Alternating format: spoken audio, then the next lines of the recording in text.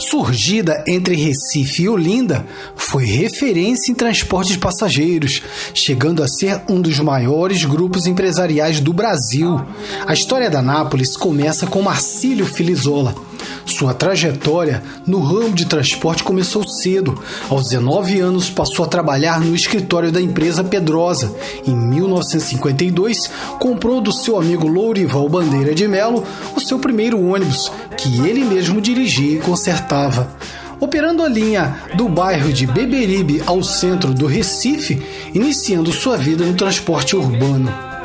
Adquiriu mais 2 ônibus seminovos no ano de 1954 em sociedade com o irmão Murilo Filizola. Em 1957 já contavam com 5 ônibus, fundando a empresa Paris, operando da Estrada dos Remédios ao centro do Recife.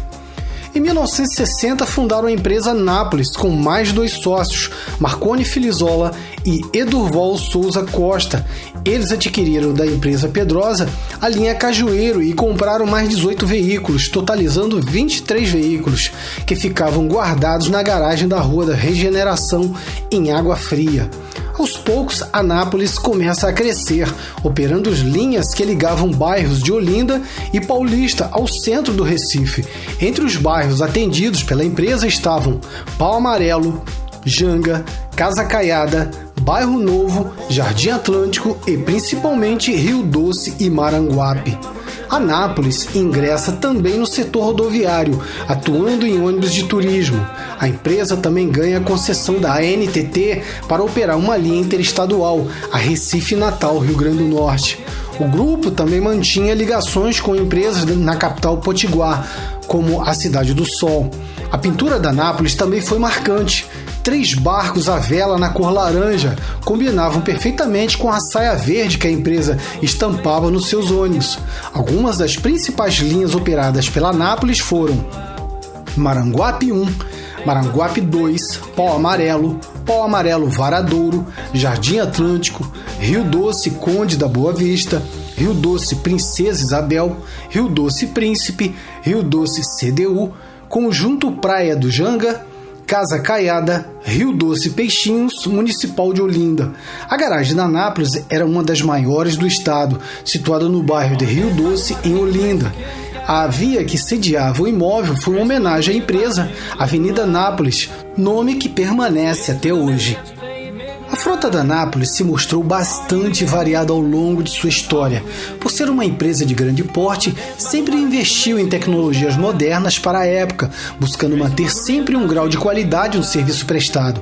Em 1968, passou a operar em Casa Caiada e em 1972 estreando no ramo das linhas rodoviárias, chegando a operar no ano de 1974 a linha interestadual Recife-Natal. Em 1987, acontece a cisão da empresa Anápolis quando Marcílio Filizola resolve deixar a empresa e acaba fundando uma nova empresa, Rodotour Turismo Limitada. Com isso, a empresa-mãe perde algumas linhas e alguns carros, constituindo-se como a primeira baixa na história da empresa. Em 1990 é inaugurado em Rio Doce o maior terminal de ônibus de Pernambuco, o que serviria de protótipo para a criação do futuro SEI, Sistema Estadual Integrado. Anápolis ganha a concessão da maioria das linhas do novo equipamento, constituindo-se num momento de pequeno crescimento em sua história. Contudo, essa fase dura pouco. Em 1994, outro racha acontece na Anápolis. Marconi Filizola deixa a sociedade e funda sua própria operadora, a Cidade Alta. Com isso, a empresa-mãe perde mais algumas linhas e parte de sua frota. A partir daí, Anápolis enfrenta o momento mais difícil de sua história. Os investimentos em renovação de frota caem bastante. Com isso, ônibus mais antigos são mantidos em circulação por mais tempo, gerando problemas com a conservação. Passam a ser constantes as quebras e o não cumprimento de viagens pela empresa. Anápolis começa o novo milênio com uma situação bastante problemática.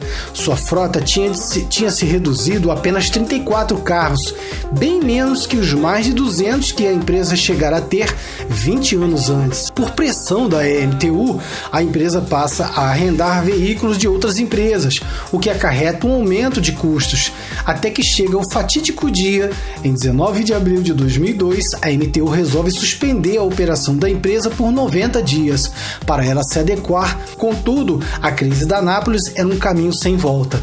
Com muitos problemas financeiros, a operadora, que foi referência no transporte Pernambuco, nos dá adeus. As 5 linhas operadas pela Anápolis na época foram divididas entre a Cidade Alta, Pau Amarelo Varadouro e Pau Amarelo Bacurau, que herdou também parte da frota e a garagem, e a Tamaracá, que ficou com o Rio Doce, CDU, e o conjunto Praia do Janga, posteriormente repassada para a Rodotur.